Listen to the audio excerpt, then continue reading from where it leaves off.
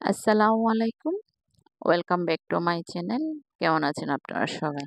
Medina শহরের প্রান্তে অবস্থিত আল ওয়াজা এক অসাধারণ প্রাকৃতিক স্থান, যেখানে ইতিহাস, প্রকৃতি ও শান্তির এক অনন্য মেলবন্ধন। এই এলাকাটি সৌদি আরবের এক বিস্ময়কর রত্ন, যেখানে গেলে মনে হবে আপনি যেন মরুভূমির বুক চিরে স্বর্গের এক টুকরোতে এসে পড়েছেন। আল ওয়াজার মূল আকর্ষণ হচ্ছে এর বিস্তৃত পাহাড়ি দৃশ্য, লালচে বালির বুকে গড়ে ওঠা প্রাকৃতিক গঠন ও মনোমুগ্ধকর সূর্যাস্ত। যখন সূর্যের আলো পাহাড়ের গায়ে পড়ে, তখন সে দৃশ্য মন কেড়ে নেওয়ার মতো।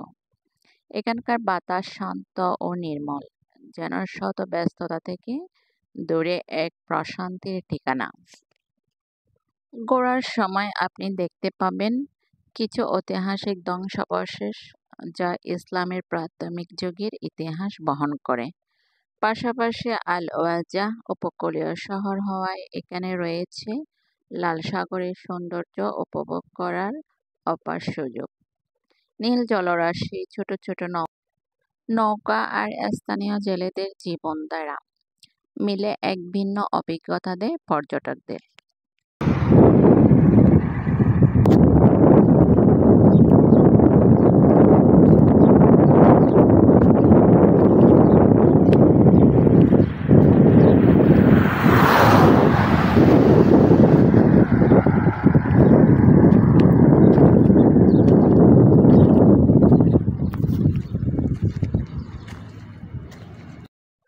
আল ওয়াজার শান্ত প্রাকৃতিক পরিবেশে যখন পা রাখলাম, তখন চোখে পড়ল সারি সারি খেজুর গাছ, যেন মরুভূমির বুকে এক টুকরো সবুজ স্বপ্ন। সূর্যের আলো খেজুর পাতার ফাঁক দিয়ে নিচে পড়ছিল, আর বাতাসে হালকা খেজুর ফুলের ঘ্রাণ ছড়িয়ে পড়ছিল চারিদিকে। পাখির কিচিরমিচির শব্দে পরিবেশটা যেন আরো প্রাণবন্ত হয়ে উঠছিল। প্রতিটি খেজুর গাছ যেন যুগ যুগ ধরে মদিনার ইতিহাসের নীরব সাক্ষী হয়ে দাঁড়িয়ে আছে। গাছগুলো শুধু ফল দেয় না, এই অঞ্চলের মানুষদের জীবনের সঙ্গে ওতপ্রোতভাবে জড়িয়ে আছে। এখানকার খেজুর অনেক বিখ্যাত, যেমন সুগন্ধি আজওয়া, নরম মিষ্টিমুখী আর স্বাস্থ্যসম্মত আম্বার।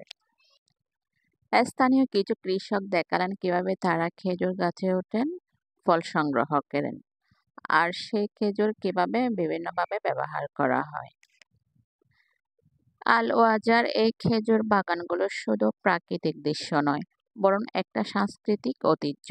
চারপাশে শুধু শান্তি আর প্রশান্তি, মন যেন এখানেই ধীরে চলে।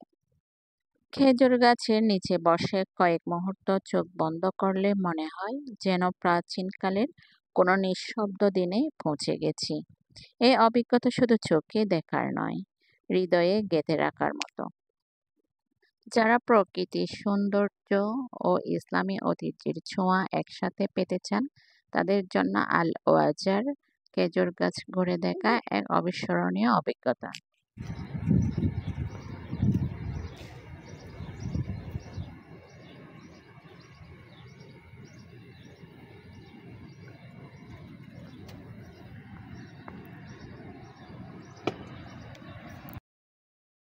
এই ভিডিওটি যদি কারো ভালো লেগে থাকে, অবশ্যই লাইক, কমেন্ট, শেয়ার করে পাশে থাকবেন। ধন্যবাদ সবাইকে। আল্লাহ হাফেজ।